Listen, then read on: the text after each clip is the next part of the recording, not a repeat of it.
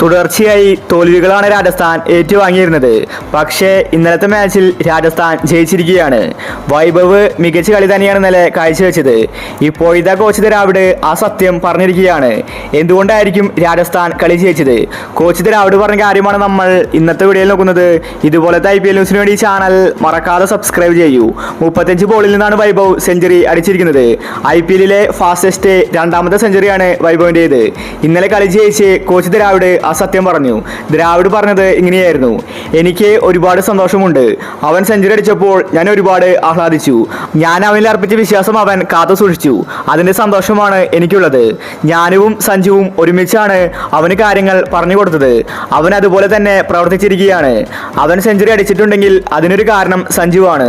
സഞ്ജുവിനോട് ഞാൻ പറഞ്ഞിട്ടുണ്ടായിരുന്നു അവന് വേണ്ട പരിശീലനം നീ കൊടുക്കണമെന്ന്. സഞ്ജുവിനെ പരിക്കായതുകൊണ്ട് അദ്ദേഹം എല്ലാവർക്കും കോച്ചിങ് കൊടുക്കുകയാണ് ചെയ്തിരുന്നത്, പ്രത്യേകിച്ച് വൈഭവിനെ. സഞ്ജുവിന്റെ സ്ഥാനത്താണ് വൈഭവ് ഇന്നലെ കളിച്ചത്. രാജസ്ഥാൻ ടീം ഇപ്പോൾ മാറിയിട്ടുണ്ടെങ്കിൽ അതിന് കാരണം സഞ്ജുവാണ്. എനിക്കിപ്പോൾ ഒരുപാട് സന്തോഷമുണ്ട്. രാജസ്ഥാൻ ഉറപ്പായിട്ടും പ്ലേ ഓഫിലെത്തും. വരാൻ പോകുന്ന മാച്ചിൽ ഇങ്ങനെ തന്നെ രാജസ്ഥാൻ കളിക്കുമെന്ന് ദ്രാവിഡ് വ്യക്തമാക്കി. ഇനി സഞ്ജുവും കൂടി പരിക്ക് മാറി തിരിച്ചെത്തിയാൽ രാജസ്ഥാൻ ഡബിൾ സ്ട്രോങ് ആകും. ഇതുപോലത്തെ ഒരു താരത്തെ കയ്യിൽ വെച്ചിട്ടാണ് രാജസ്ഥാൻ കളിപ്പിക്കാതിരുന്നത്. ഇനി എല്ലാ മാച്ചിലും വൈഭവ് കളിച്ചാൽ ഉറപ്പായിട്ട് രാജസ്ഥാൻ പ്ലേ ഓഫിലെത്തും. ആദ്യത്തെ 10 ഓവർ വെടിക്കെട്ട് ബാറ്റിംഗ് പുറത്തെടുത്താൽ പിന്നെ ഒരു ടീമിനും രാജസ്ഥാനെ തളയ്ക്കാൻ സാധിക്കില്ല.